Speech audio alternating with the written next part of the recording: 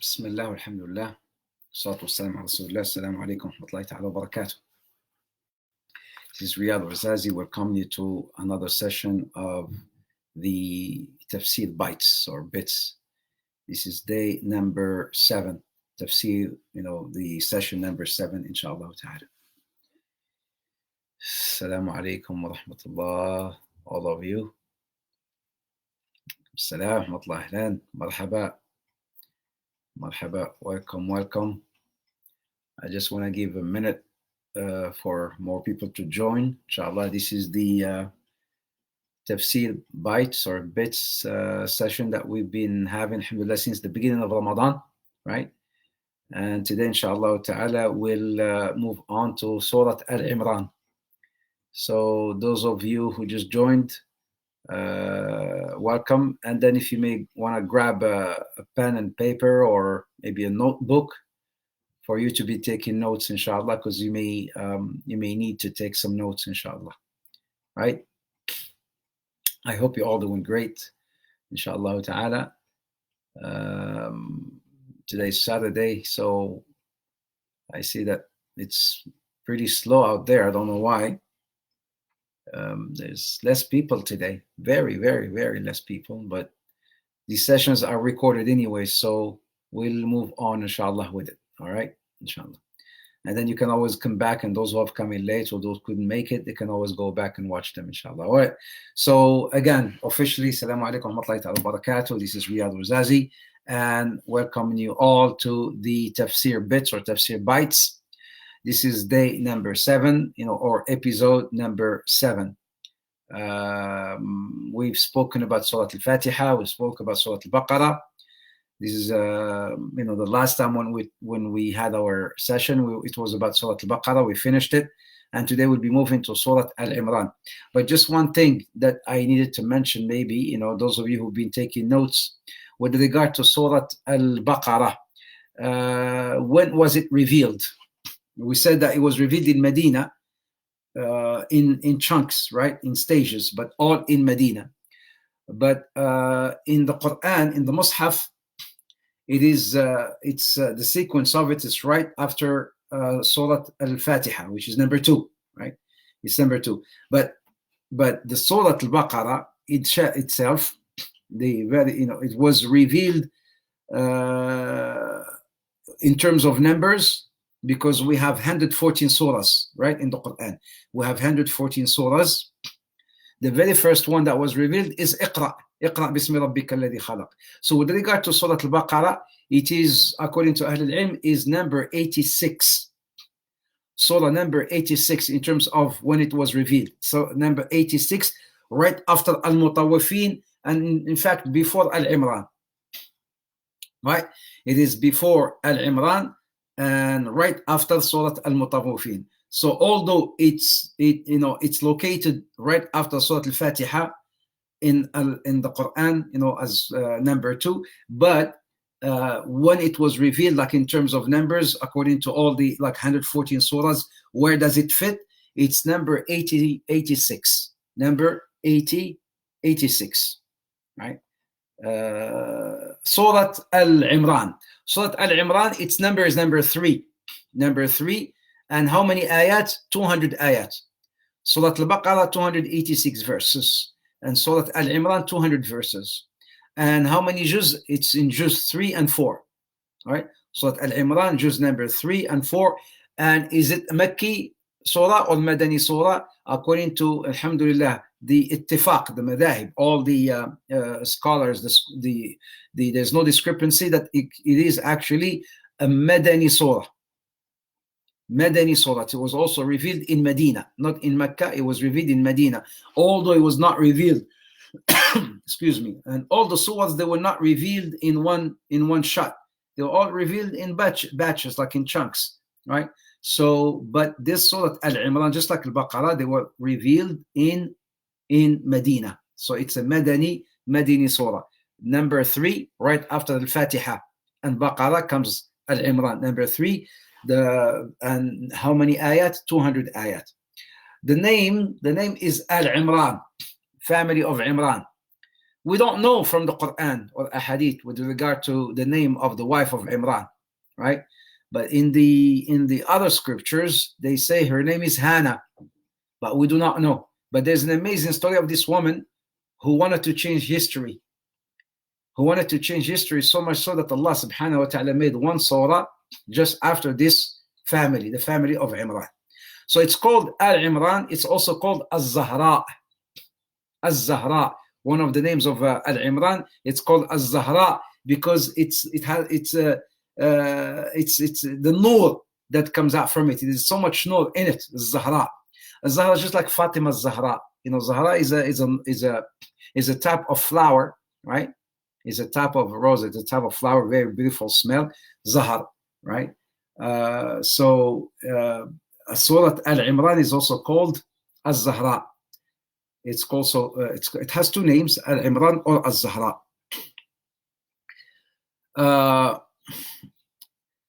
What are the virtues of Surah Al-Imran? It has many virtues. Surah Al-Imran has many virtues. The Prophet Muhammad sallallahu alaihi wasallam says, "Iqra'ul Quran." Read the Quran. فإنه يأتي يوم القيامة شفيعا لأصحابه. Read the Quran, for it comes at the day of judgment as shafi'a, as an intercessor for those who used to read it. So the Prophet says, "Read the Quran, for it comes as an intercessor for those who reads it." And then he says, "Iqra'ul Zahrawain." Read the two Zahra. Read the two, like flowers, the two Zahra. Al-Baqarah and Surah Al-Imran. Al-Baqarah is also called Az-Zahra, and Al-Imran is also called, like I mentioned, Az-Zahra. فَإِنَّهُمَا تَأْتِيَنْ يَوْمَ الْقِيَامَةِ كَأَنَّهُمَا غَمَامَتَانِ. So the Prophet says, they will come in the day of judgment like two clouds that will shade you, two clouds.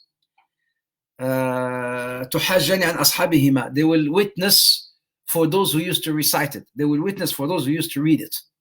Both Surah Al-Baqarah and Surah Al-Imran, they will come to defend you on the day of judgment. Naam, to defend you. Oh Allah, that man, that person used to recite us. No, they will come to defend you, not for Allah to throw you in hellfire, no, to defend you, for Allah to forgive you and to admit you into Jannah.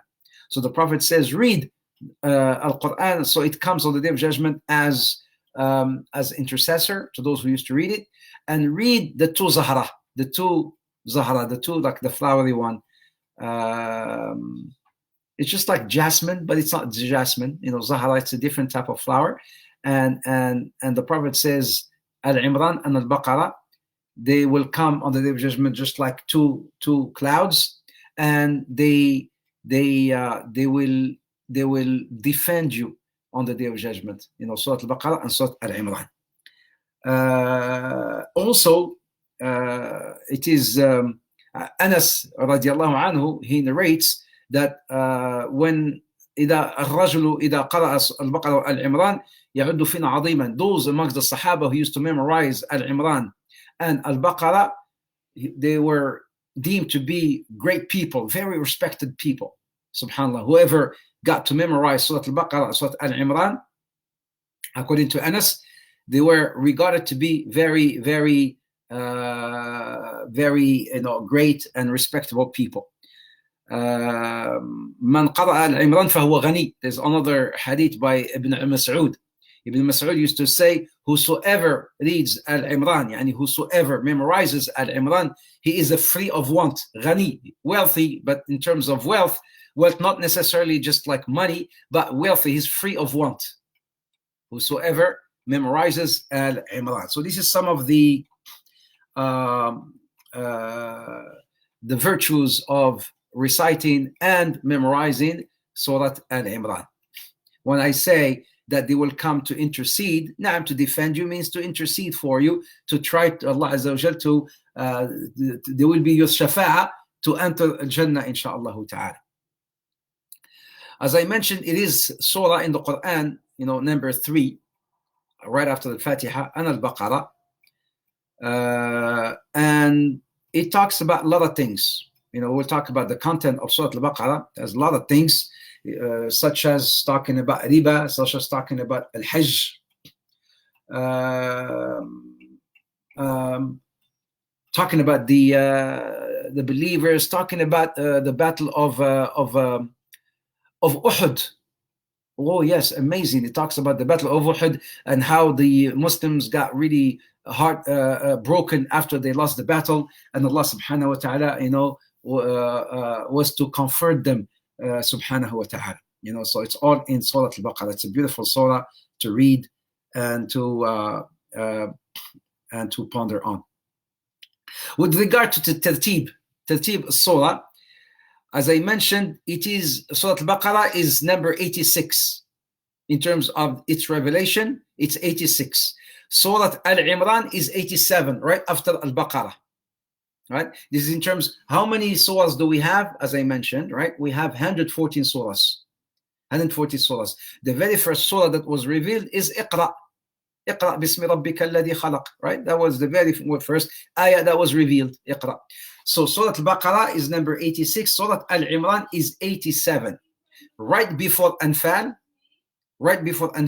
and after Al-Baqarah. So it's number 87. Was also revealed on the year of the 9th or 10th of the Hijrah. Where? In Medina. So it's Surah Madaniya, all of it Madaniya. Not like some of it is in Mecca and some in Medina. La, the whole surah was revealed in Medina, and exactly on either the 9th or 10th of the Hijrah, right after the Hijrah of the Prophet Muhammad sallallahu alaihi wasallam. It is the year actually before Am al-Wufud. What is Am al-Wufud? Am al-Wufud is the year of delegations, when delegations used to come to embrace Islam. A lot of delegations were coming to embrace Islam. Surah Al-Imran was revealed right before that year, when, and also Ghazwat Uhud, the year of Ghazwat Uhud, was revealed on Shawwal min as-sana al-thalitha lil-Hijrah. Some of it was revealed on Shawwal of the sana al-thalitha lil-Hijrah, right after the Hijrah of the Prophet Muhammad, the third year of the Hijrah of the Prophet Muhammad. So although there's this little discrepancy in terms of, is it the third, is it the 9th or 10th of the Hijrah, but it is a very early surah, that was revealed, very early surah, because some of it was revealed, in surah in after the Battle of Uhud, and the Battle of Uhud happened on the 3rd year of the Hijrah. The Battle of Badr happened on the 2nd year of the Hijrah, and the Battle of Uhud happened in the 3rd year of the Hijrah. So it is a pretty early surah, and it was revealed in Medina, not in Mecca. What are the reasons for its revelation, my brothers and sisters? Ahl al-Ilm, Ahl al-Tafsir, they mention 41 reasons as to why the surah was revealed, Surah Al-Imran, right? If you were to ponder, you will find between, and we will go to the detail with this inshallah ta'ala, between verse number 1 to verse number 22 and verse number 23 to number 99.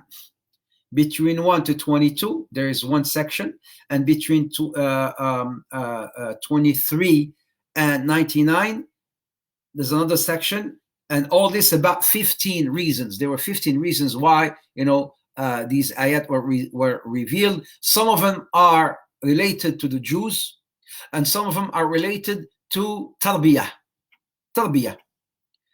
and within those tarbiyah, some of them also have to do with ahkam, rulings, and some of them also they had to deal with the ahbar al-Yahud, the scholars of the Jews, the scholars of the Jews.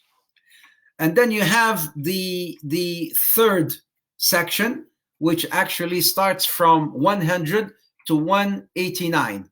From 100 to 189, that's the third section. And then you have al-Khatima. Al-Khatima is the end, the conclusion of the surah, and that's from 190 to 200. From 190 to 200, and that's about 26 reasons why those ayats were revealed. 9 of those reasons were just related to the Battle of Uhud. 9 of those were related to the Battle of Uhud, and 7 were related to tarbiyat as-sahaba, the tarbiyat of the Sahaba, because the Sahaba who did not listen to the command of the Prophet Muhammad when he told them not to move, from the mount of the archers, the story of Uhud, and then after they lost that battle, they were really, really heartbroken. So Allah subhanahu wa ta'ala revealed some ayat to do some tarbiyah, for the Sahaba. And also there were some reasons related to the Jews as well. And also there was one reason, interesting, regarding the bi'r of Ma'una, the well of Ma'una. It's an interesting story.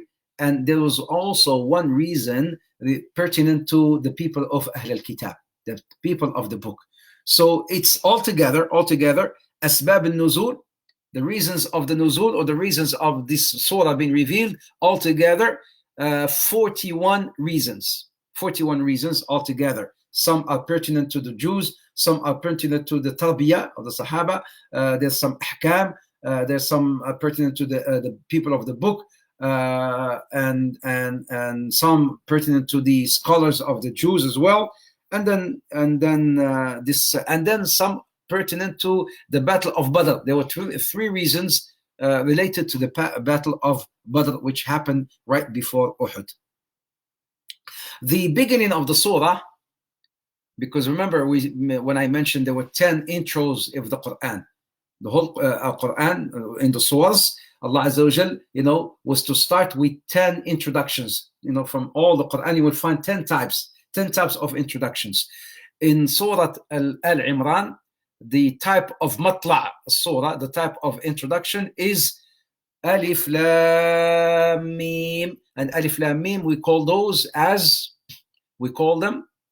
Huruf al-Tahajji, if you remember. Huruf al-Tahajji. So Surah Al-Imran starts with the intro of it is harf min huruf al-Tahajji, which is Alif Lam Mim. And these huruf al-Tahajji, are there any explanations to them? Like, what do they mean? Alif Lam Mim, Alif Lam Ra, Alif Lam Sad, Kaf Ha Ya Ain Sad, Sad.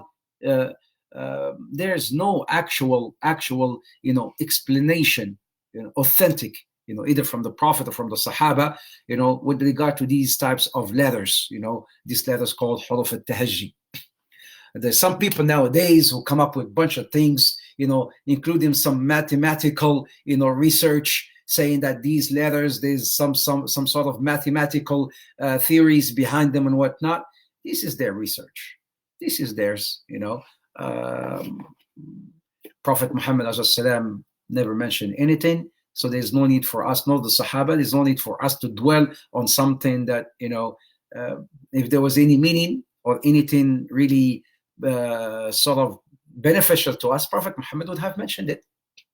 He would have mentioned it, but he didn't. So, but the mawdu' of the surah, the content of the surah, right? The true content of the surah, as we're going to talk about in detail, inshallah ta'ala, the content of the surah is tathbit al-mu'mineen.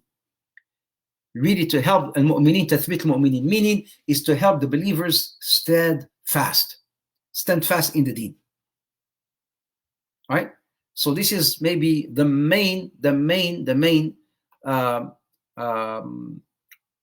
mawdu' or the main content or subject of the whole surah, is to help the Muslims or the believers stand fast in the deen, to give them tarbiyah, some type of discipline and education as well, right? Regardless of the other related, ayat, but the main, the core of the surah and the subject of the surah is tathbit al-mu'minin. Thabath, meaning, helping the Muslims or the believers to stand fast, or to stay fast in the day, in the deen of Allah subhanahu wa ta'ala. One last thing, my brothers and sisters, before I go into the details, the surah Al-Imran, when we talk about the content of it, is divided into three categories. The whole surah is divided into three, the subject of it is divided into three main categories. The first category is ta'rifu billah. Ta'rif billah is, letting people know about Allah subhanahu wa ta'ala, teaching, the people know about Allah Azza wa Jal, teaching them about Allah, teaching them about Tawheed. So the surah teaches us about Tawheed, teaches us about the oneness of Allah subhanahu wa ta'ala, teaches us about who Allah Azza wa Jal is. Surah Al-Baqarah starts with Alif Lam Mim, ذَلِكَ الْكِتَابُ لَا رَيْبَ فِيهِ. One of the things that Surah Al-Baqarah teaches is also teaches about the book. But this surah mostly teaches about Allah subhanahu wa ta'ala. The second category of Surah Al-Imran, it teaches us about this hiwar ma'a ahl al-kitab, this conversation that happened, that Allah Azza wa Jal had with the ahl al-kitab, the people of the book. Hiwar, as if Allah is asking them a question. تعالوا إلى كلمة سواء. Come to one word, come to one belief that we all should worship Allah subhanahu wa ta'ala. So the second category, of the topic of the Surah Al-Imran is this dialogue with the people of the book. And the third